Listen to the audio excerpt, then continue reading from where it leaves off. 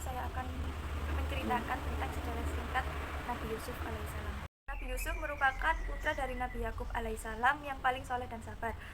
Beliau merupakan Nabi ke-11 yang wajib diimani oleh seluruh umat Islam di dunia.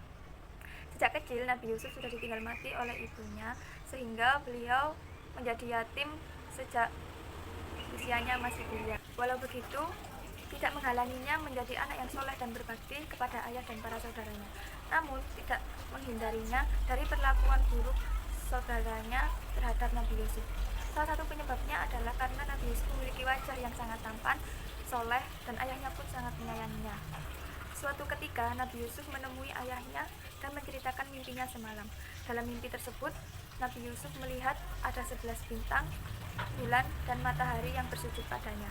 Mendengar hal itu, ayahnya menghimbau agar Nabi Yusuf tetap merahasiakan makna dari mimpinya tersebut, di mana mimpi itu menandakan bahwa Nabi Yusuf akan diangkat menjadi nabi seperti ayahnya, menjadi salah satu nabi. Suatu ketika, saudara Nabi Yusuf mengajak Nabi Yusuf untuk berburu binatang di hutan, sambil meyakinkan ayahnya untuk tidak perlu ikut karena 11 dari mereka sudah pasti akan menjaganya.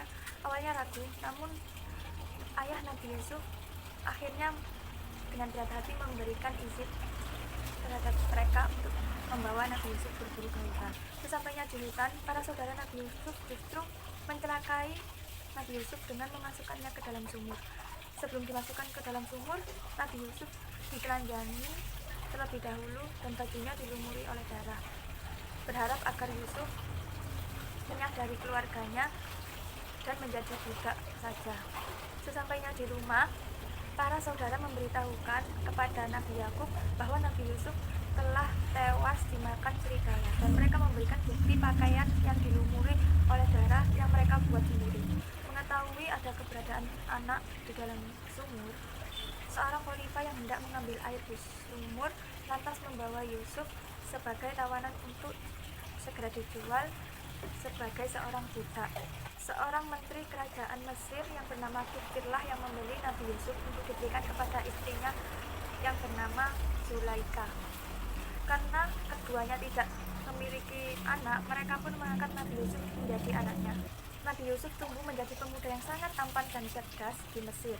Bahkan karena ketampanan dan kecerdasannya, beliau diangkat menjadi kepala pelayan istana.